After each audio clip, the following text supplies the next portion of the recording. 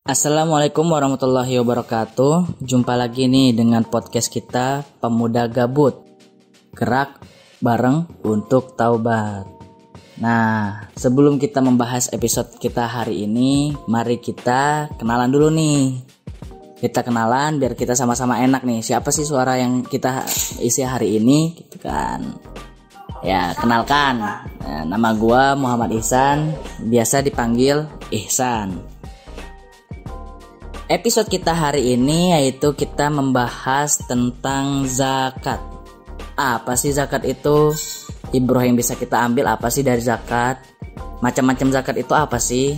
Cuma kita mungkin akan membahas lebih rincinya yaitu zakat fitrah.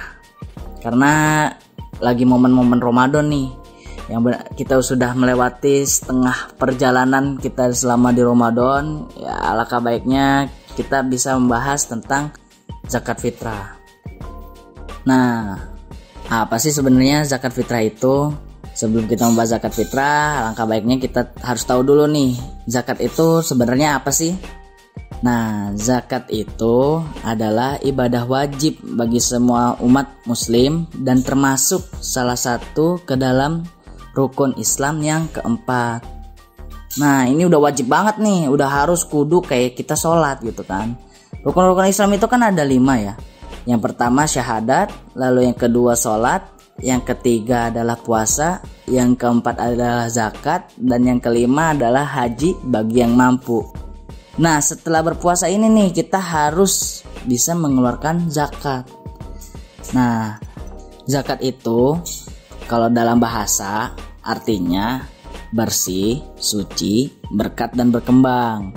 Nah, kalau dalam sebuah istilah, zakat itu adalah yang mengacu kepada harta tertentu yang wajib dikeluarkan kita sebagai umat muslim nih dan diberikan kepada orang yang berhak menerimanya. Perintah mengenai zakat itu bisa kita temukan nih di banyak ayat sebenarnya. Ada banyak ayat-ayat Al-Quran yang menjelaskan tentang zakat. Nah, salah satunya seperti yang tertuang dalam surat Al-Baqarah ayat 43 yang berbunyi, A'udzubillahi minasyaitonirrajim, Bismillahirrahmanirrahim, wa aqimus salata wa atuz zakah warka'u ma'arraki'in. Artinya, dan laksanakanlah sholat, tunaikanlah zakat, dan rukuklah berserta orang-orang yang ruku. Nah, selain bentuk amalan dan ketaatan terhadap perintah Allah Subhanahu wa taala, zakat ini memiliki banyak sekali pelajaran atau hikmah atau ibroh yang bisa kita ambil nih dari pelaksanaannya. Antara lain, yang pertama, membersihkan harta. Dengan membayar zakat fitrah, artinya kita bisa menyucikan harta kita yang kita miliki dari hak-hak orang lain. Karena harta yang kita miliki bukanlah sepenuhnya milik kita. Dari seluruh harta yang kita saat ini kita pegang, ada hak orang lain yang Allah titipkan kepada kita untuk bisa kita serahkan kepada orang tersebut. Nah, jadi ibarat kata gini, si A punya mobil gitu kan. Nah, si B ini ngelihat mobil si A dan ingin pinjam nih. Ingin pinjam mobil si A. Si A memberikannya gitu kan. Nah, si B ini terus pakai mobil si A ini. Nah, pada suatu hari si A ini meminta kembali mobilnya itu. Nah, disitulah si B harus bisa menyerahkan kembali mobil si A. Karena apa? Karena itu adalah titipan dari si A.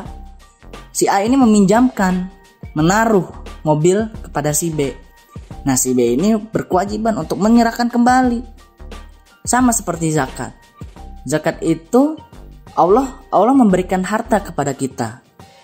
Nah, kita yang sebagai umatnya, sebagai makhluknya, harus bisa menyerahkan kembali harta yang Allah titipkan, Allah pinjamkan nih. Ini jatuhnya Allah meminjamkan harta kepada kita untuk bisa kita hidup.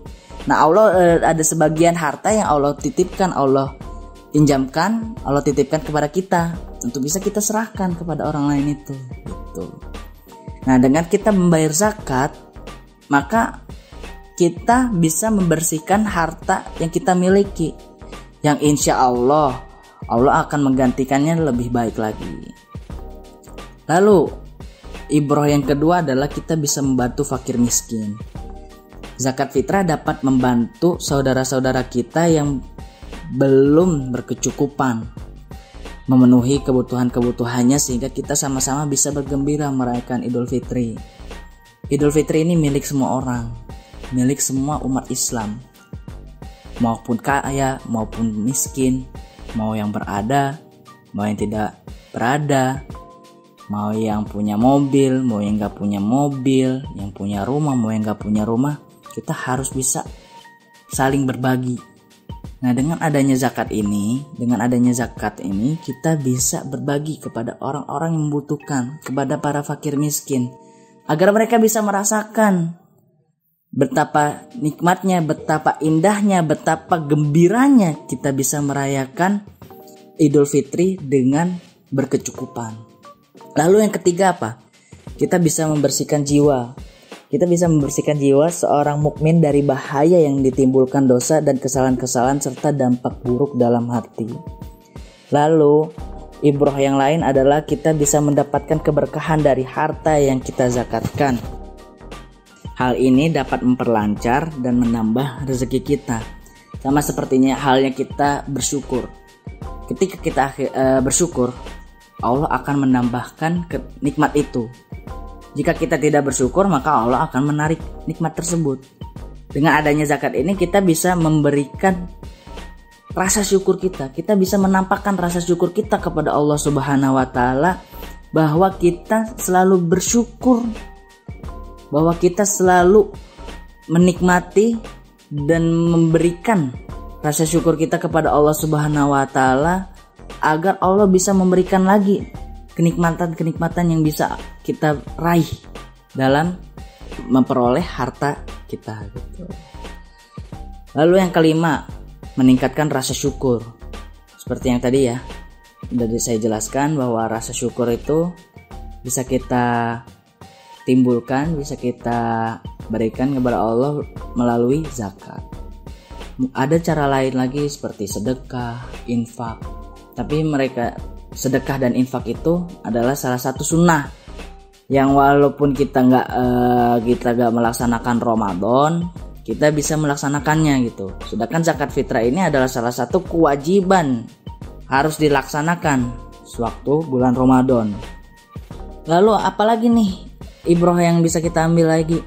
Kita bisa mengurangi nih kesenjangan sosial antara si kaya dan si miskin. Dengan adanya zakat ini kita bisa saling berbagi bahwa harta yang kita miliki adalah titipan dari Allah Subhanahu wa taala. Harta dari Allah Subhanahu wa taala, dan itu ada haknya juga buat mereka gitu. Nah, apa aja sih macam-macam zakat itu? Ya, saya akan lebih menjelaskan tentang zakat fitrah ya, karena ini sedang momen-momennya, momen bulan Ramadan yang sudah setengah perjalanan kita lalui, dan kita ada kewajiban juga nih untuk membayar zakat. Nah, macam-macam zakat itu ada, pertama zakat harta, lalu kedua zakat fitrah. Nah, zakat fitrah itu kita keluarkan, dan kita juga wajib sih mengeluarkan zakat fitrah berdasarkan pengertian zakat fitrah merupakan zakat yang wajib dikeluarkan oleh setiap individu yang beragama Islam. Selain untuk dirinya sendiri, dia juga wajib membayar zakat untuk semua orang yang berada dalam tanggungannya, termasuk anak-anak maupun orang tua. Berdasarkan hadis, jumlah zakat yang wajib dikeluarkan oleh seorang itu adalah sebesar 1 sok. 1 sok itu apa sih? 1 sok itu sama dengan 4 mud, atau 1 mud itu sama dengan 675 gram atau setara dengan 3, liter atau 2,7 kg makanan pokok. Jenis zakat memang disesuaikan berdasarkan jenis makanan pokok yang dikonsumsi sehari-hari. Bisa berupa beras, gandum, tepung, kurma, dan yang lainnya. Dan orang Indonesia lebih ke beras ya. Jadi zakat kita harus membayar zakat dengan memberikan beras sebesar 2,7 kg. Nah, zakat fitrah wajib ditunaikan pada bulan Ramadan paling lambat itu sebelum atau selesai pelaksanaan sholat Idul Fitri.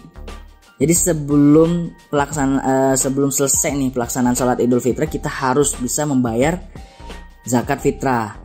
Zakat yang dikeluarkan di luar waktu yang sudah ditentukan tidak termasuk ke dalam zakat fitrah, melainkan hanya dianggap sebagai sedekah biasa. Adapun yang menerima zakat ini terdapat 8 golongan ya. Yang pertama adalah fakir. Fakir itu adalah orang yang memiliki harta namun sangat sedikit. Orang-orang ini tak memiliki penghasilan sehingga jarang bisa memenuhi kebutuhan sehari-hari dengan baik. Lalu yang kedua adalah miskin. Di atas fakir ada orang-orang yang disebut miskin. Mereka adalah orang-orang yang memiliki harta namun juga sangat sedikit. Penghasilannya sehari-hari hanya cukup untuk memenuhi makan, minum, dan tak lebih dari itu. Lalu yang ketiga adalah amil.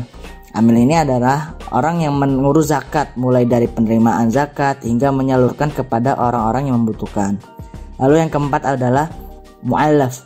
Orang yang baru masuk Islam atau mu'allaf juga menjadi golongan yang berhak menerima zakat. Ini bertujuan agar orang-orang semakin mantap meyakini Islam sebagai agamanya, Allah sebagai Tuhan, dan Muhammad sebagai Rasulnya. Lalu yang kelima adalah riqab atau memerdekakan budak. Di zaman dahulu banyak orang yang dijadikan budak oleh saudagar-saudagar kaya. Inilah zakat digunakan untuk membayar atau menebus para budak agar mereka dimerdekakan. Orang-orang yang memerdekakan budak juga berhak menerima zakat. Lalu yang keenam adalah gharim atau biasa kita sebut orang-orang yang memiliki hutang. Gharim merupakan orang yang memiliki hutang, yang hutangnya itu bisa dibilang banyak maupun dikit gitu kan. Orang yang memiliki hutang ini juga berhak menerima zakat.